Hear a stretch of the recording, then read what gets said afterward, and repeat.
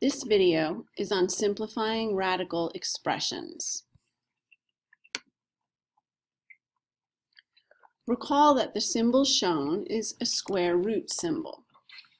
Other roots are possible as well. Here we see the third root or cubed root and the fourth root. The index or the root is the little number inside the hook of the radical symbol. The radicand is the expression under the radical symbol. It's important that we use these terms so that we know what each other is talking about when we're reading these problems. Let's look at a few examples. Most of you are well aware that the square root of 25 is 5, but let's look at why. The reason is that 5 times 5 is 25. So the square root is really asking us what number times itself gives you the number under the radical. Now let's look at the cubed root. If the square root asks what number times itself, the cubed root, looking at the radicand, asks us what number times itself 3 times will give us 8. Well, 2 times 2 times 2 is 8. And that's how we get the cubed root of 8. Notice there are 3 of them. Because that gives us an answer of 8, the cubed root is 8. So the index, the root, is extremely important. It tells us how many times something gets multiplied together.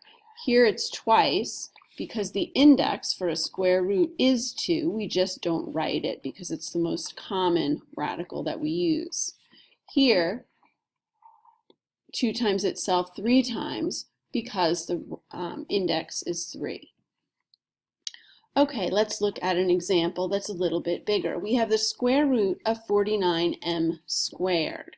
So notice there could be numbers and letters. The square root of the number gets taken separately from the letter. The square root of 49m squared is 7m because 7 times 7 is 49 and m times m is m squared. Let's look at one that has a larger exponent for the variable, the cubed root of p to the 7th. Let's write out all those 7 p's. So here's the 7 p's. It's still under the cubed root symbol. Now I want you to notice, you know how we were looking for 2 7s above or 3 2s? The index tells us how many times things get grouped together. So what if we look for groups of 3? We know that p times p times p, the cubed root of that is just going to be p. And I can do another group of 3 here. And so look, the cubed root of each of those groups is just going to be p. No more radical. Oops, I left the 3 off here. So there's 1 p left over, and that p stays under the radical symbol. When we finish, p times p is p squared, and that just cleans it up a little bit. Don't forget, the p that didn't group up stays under the radical, and it's still the cubed root. Like me, you have to be careful not to leave out that index. Let's do another example together. The square root of 28x squared y to the 3rd. Well, I'm looking at 28, and 25 would have been a perfect square, but this isn't. So we like to do what's called either look for perfect squares as factors of 28, or we can just do a factor tree. 28 is 7 times 4, and you can just randomly pick 2 numbers that you know multiply to 28. And 4 is 2 times 2. So I have 7 times 2 times 2. That kind of works out because I'm looking for groups of 2, and there's a group of 2.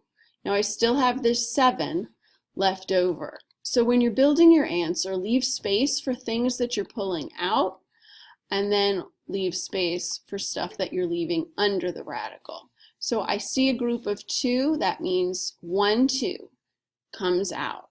You just do one of the numbers or letters for each group that you circle. There's a 7 that didn't group up, it stays under the radical.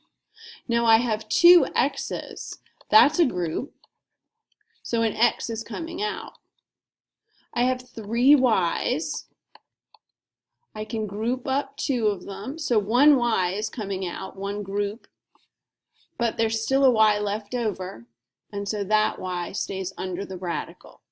So anything that groups up comes out of the radical. Anything that doesn't group up stays under the radical. Remember, this 4 doesn't count. We broke it down to 2 times 2 and used those. If we look at the next example, we have the square root of negative 18, a to the 5th, b to the 9th. Anytime you see a negative under the radical, I hope that you remember that we need to use imaginary numbers. The square root of negative 1 is I, and so right away we can pull I out, and then we don't have that negative to worry about anymore. 18 is 9 times 2. 9 is 3 times 3. That's great. This is square root. You can write the 2 in if it makes you feel better.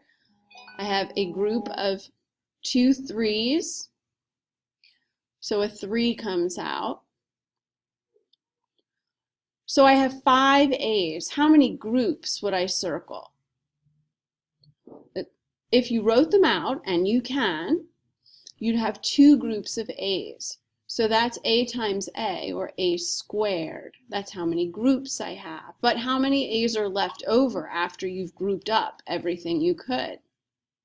There's 1 left over. If you need to write them out, you should. There's the 5. I have a group of 2, another group of 2, and the leftover. There's my 2 groups of A's. Here's my A that didn't group up. Same thing for the B's. If you write them out and circle them, you'll have 4 groups of B's. And again, there's going to be 1 left over. We've taken care of everything here except for this 2 that never matched up. And because that 2 didn't group up, it has to stay under the radical. Notice the numbers, just by habit, stay in front of the letters. I'd like you to try the next one on your own. Pause the video.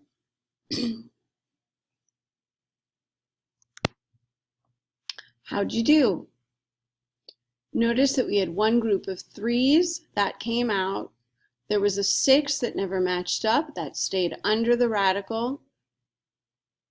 And we actually had 10 groups of X's with none left over, so there were no more X's left under the radical.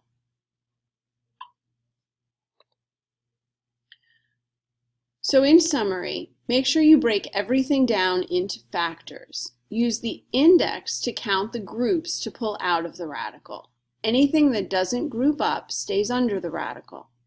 Don't forget that the square root has an understood index of 2, and if you need to write it in, you should.